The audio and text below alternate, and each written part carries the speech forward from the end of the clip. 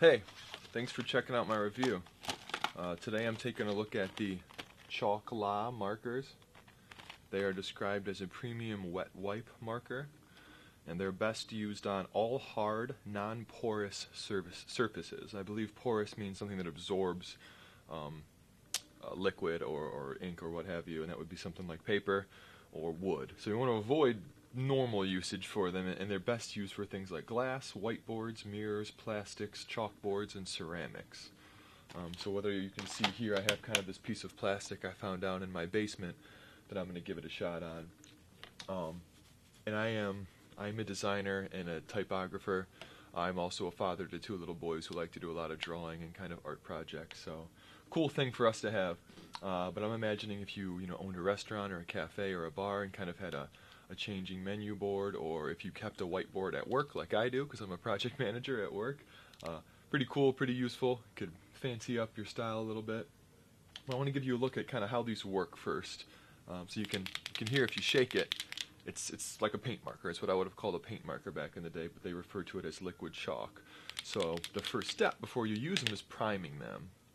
I've pre-primed this couple of colors, this orange, so you can see if you look at the tip that it's already kind of filled with the chalk. But the process is pretty simple, and I'll show you real quick. I'll reposition my camera so you can see a little better. But the green, oh wait, the green I already redid as well. Let's take a look at the pink. Pink I haven't touched yet. So you can see on the tip, no ink, no color. So I'll show you the process of how we get the color flowing before we use. Okay, so here's the pink marker. Like I said, no color on the ink yet. Give it a good shake. Make sure the paint's nice and even, not clumpy. And then what you do is you kind of pump it a little bit, and then you hold it down so the tip's kind of in there poking at the paint, coaxing it down into the tip. That didn't sound too good, but here we go. I'm just going to hold it and give it a second there.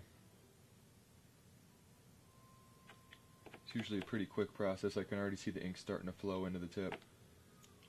So I'll give it another 20 seconds or so. Pump it a little bit. There we go, it's getting even closer. And finally, we're starting to get some ink. So there you have it. I have primed the tip.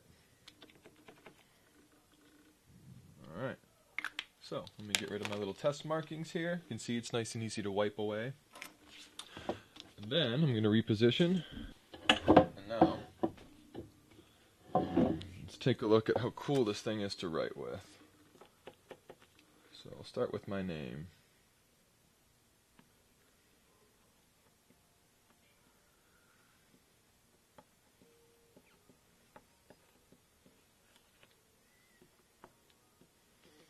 So there you have it, James Cordy. Switch colors for you. Let you see what the green looks like. Oh yeah, green comes through really nice as well.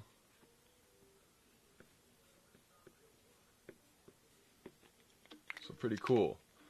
And again, how simple it is to kind of wipe. Nice and clean.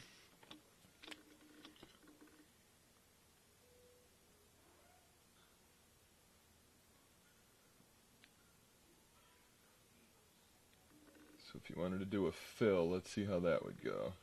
And really, this is kind of my first time playing with these markers, so it's cool to see kind of how they work and how they perform on this surface. But even with this pretty quick fill here, you can see it's pretty nice and solid.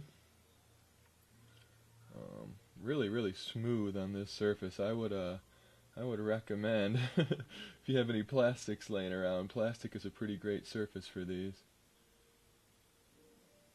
And what else is kind of cool is, even though they wipe away pretty simply, I have to put a little bit of pressure. I gotta put a little bit of work in to get it off. So I would imagine that if you didn't want this to erase so easily, it would kind of be a good consistency with regard to that.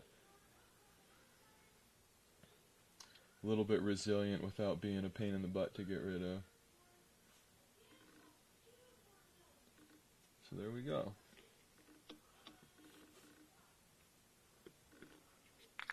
And then finally, a little bit of red.